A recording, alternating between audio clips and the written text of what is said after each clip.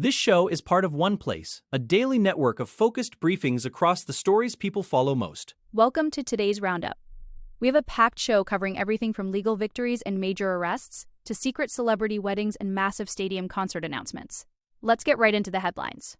Afroman wins a lawsuit filed by raiding police officers. Joseph Duggar faces arrest for alleged past sexual assault. Robert Pattinson and Zendaya hint at secret marriage status. Vince Gill backs Taylor Swift for the Hall of Fame.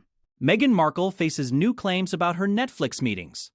Conan O'Brien delivers a sharp and political Oscars monologue. Niall Horan announces his fourth studio album, Dinner Party. Jay-Z schedules 2 historic anniversary shows at Yankee Stadium. Miley Cyrus credits her father for protecting her childhood. Selena Gomez defends Benny Blanco despite fan hygiene concerns.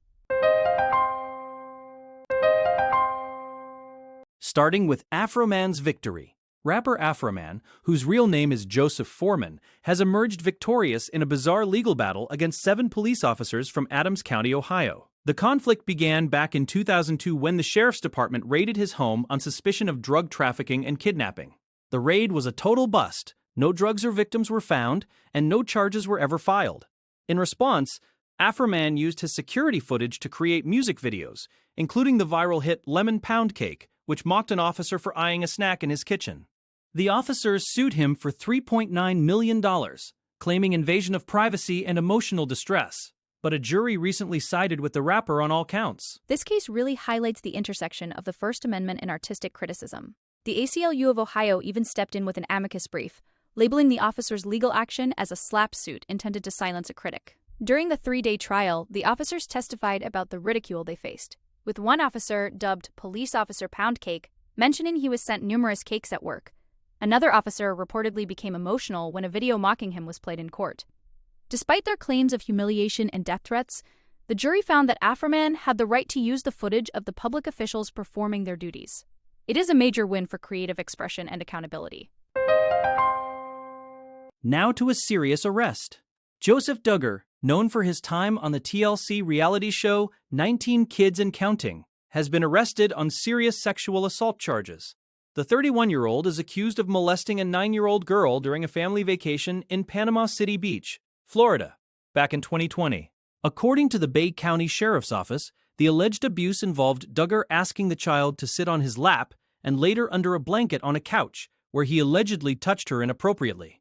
The investigation gained momentum after the victim, now 14, participated in a forensic interview.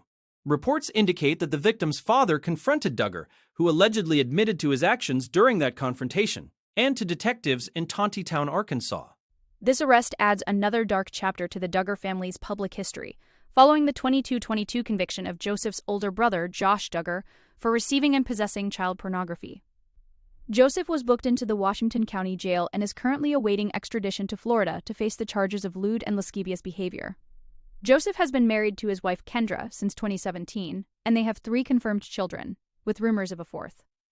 The Bay County Sheriff's Office emphasized that the victim eventually received an apology from Duggar before the incident stopped, but the legal consequences are only just beginning. It is a devastating situation for the victim and her family as they seek justice through the court system. Next, some Hollywood romance.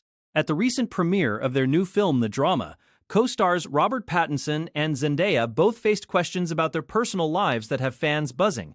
Pattinson dropped a major hint that he may have secretly married his longtime partner, Suki Waterhouse. When asked about the biggest secret he has ever kept, he looked at Zendaya and said, "It is the same one that you have."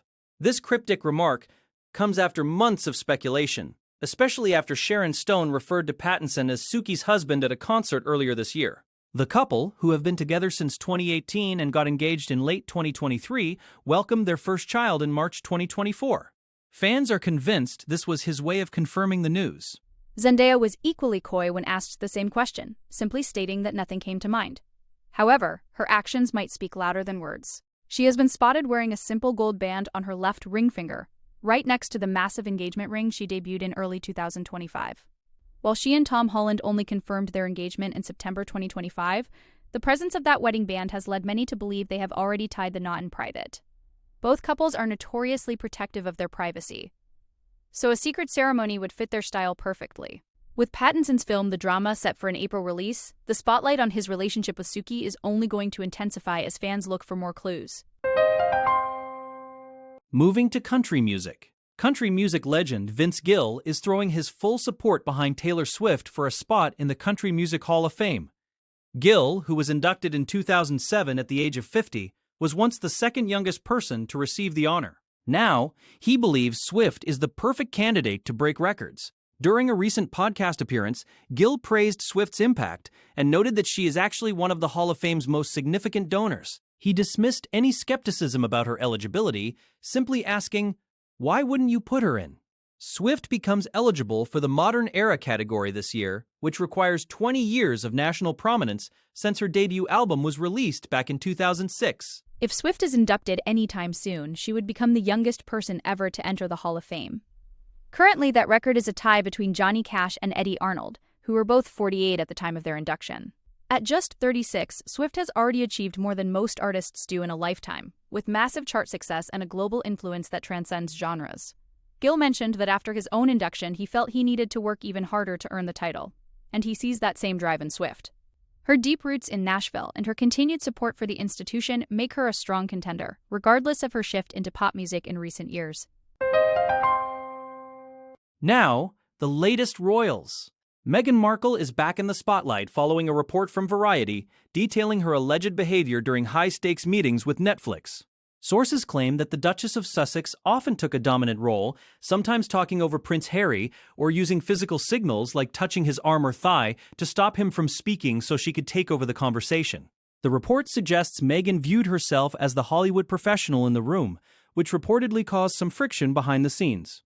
There were also allegations that she would disappear from meetings if she felt slighted, leaving colleagues confused. These whispers come at a time when the couple's massive streaming deal is rumored to be on somewhat shaky ground, despite their previous successes. Meghan's team is not taking these claims lying down. Her attorney, Michael J. Kump, released a statement calling the allegations a calculated attempt to play into misogynistic tropes about her bossing her husband around. Prince Harry also weighed in, calling the reports categorically false. Her legal team explained that any absences from meetings were simply the result of being a working mother juggling childcare, a situation many can relate to. While some see her behavior as that of a confident executive, others interpret it as a sign of internal tension. Regardless of the truth, the drama continues to follow the couple as they navigate their post-royal careers in the entertainment industry. It seems every move they make is scrutinized by both fans and critics. Shifting to the Oscars. Conan O'Brien returned to host the 98th Academy Awards, delivering a monologue that balanced his trademark absurdity with some surprisingly sharp political commentary. He opened with a joke about being the last human host, suggesting that next year a self-driving Waymo would take the stage in a tuxedo. O'Brien didn't hold back on the industry giants either, teasing Netflix CEO Ted Sarandos for actually attending a theater in person. He also took jabs at stars like Timothée Chalamet and Sean Penn, keeping the energy high in the Dolby Theater. However, the mood shifted when he touched on more controversial topics, including a pointed joke about the Epstein files and the lack of British acting nominees, which reportedly drew groans from the star-studded audience. Despite the edgier jokes, O'Brien ended his 15-minute introduction on an unexpectedly earnest note.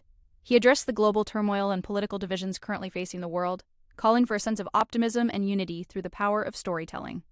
He mocked the American healthcare system by comparing it to a scene from the film Hamnet, but ultimately pivoted to the importance of the arts during difficult times. It was a classic Conan performance blending self-deprecation with biting wit and a touch of sincerity.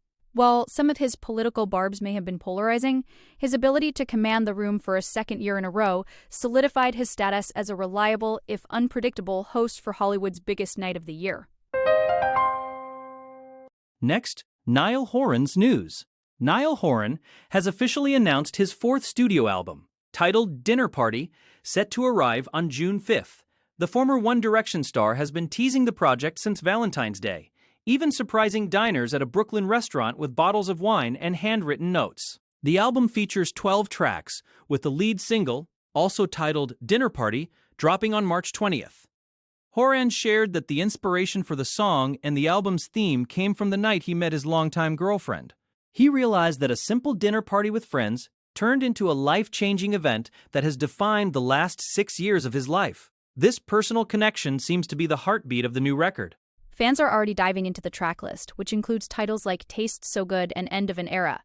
Horan described the writing process as a way to explore all the different moments of his current relationship, moving beyond just the initial meeting. Beyond the new music, Niall is also preparing for a busy touring schedule. He has co-headlining shows lined up with Thomas Rhett and a major performance at BBC Radio 1's Big Weekend in May. European fans are already signing up for pre-sale access for his upcoming headlining tour. It sounds like this album will be a more mature and reflective look at his life. And the dinner party concept provides a perfect intimate framework for his storytelling and signature acoustic sound. Now for Jay-Z's return. Jay-Z is heading back to his home turf for 2 massive anniversary concerts at Yankee Stadium this July. On July 10th, he will perform his debut album Reasonable Doubt in its entirety to celebrate its 30th anniversary. The following night, July 11th, he will switch gears to perform The Blueprint in full for its 25th anniversary. These shows are a rare treat for fans, as Hova has kept a relatively low profile since his last solo album in 2017. While he has made occasional appearances at high-profile events, like Tom Brady's Hall of Fame induction, a full stadium show dedicated to his most iconic works is a major event in the hip-hop world. The announcement simply said stay tuned for ticket details. The timing of this announcement is perfect, coming right after the news that Jay-Z will also headline the Roots Picnic in Philadelphia this May. He has already started the celebration by making his 1996 single Dead Presidents available on streaming platforms with the original umlaut in his name, a nod to his early career. Fans are speculating about potential special guests, given his deep connections in the industry, but nothing has been confirmed yet. By keeping these shows exclusive to New York, Jay-Z is making them a true homecoming celebration. For many, these 2 albums represent the pinnacle of his discography, and hearing them live from start to finish at Yankee Stadium will likely be one of the biggest concert highlights of the entire summer. Next, Miley's childhood reflections. Miley Cyrus is opening up about her time as a child star on Hannah Montana, giving a lot of credit to her father, Billy Ray Cyrus, for her positive experience. In a new interview, Miley acknowledged the privilege she had because her parents were already financially stable. Unlike many child actors who become the primary breadwinners for their families, Miley says every penny she earned went straight into her own bank account. She noted that her parents didn't need her to be famous for them to survive, which removed a massive amount of pressure.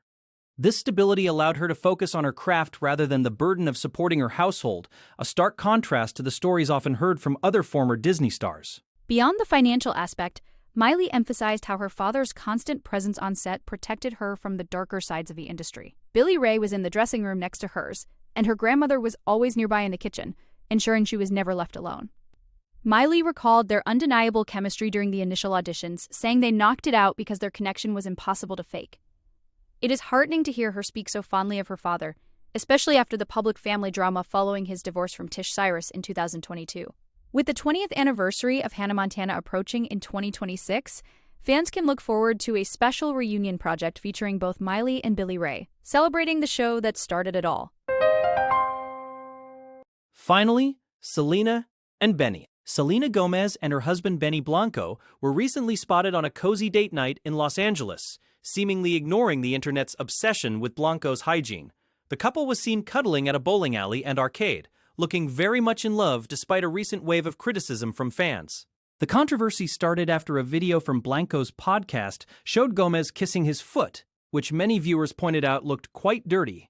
This led to a social media frenzy, with some fans even pleading with Gomez to leave him. However, their public display of affection this week suggests that the couple is doing just fine and isn't bothered by the opinions of strangers online. They appeared completely focused on each other during their night out. Blanco has actually addressed the hygiene rumors directly during an appearance on Jimmy Kimmel Live. He defended himself by claiming the dirt on his feet was the fault of the facility where they were filming, not a lack of personal cleanliness. He even went as far as taking off his shoe and sock on national television to prove his point. Despite his playful defense and occasional crude humor on his podcast, Gomez remains his biggest supporter. The two married in a private ceremony in Santa Barbara last September, with Taylor Swift in attendance. It seems that no matter what the internet says about his habits, Selena is happy with her choice. Their relationship continues to be a hot topic, but they seem committed to living their lives on their own terms.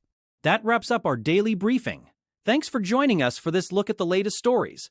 Be sure to follow the show for your next daily update on everything you follow.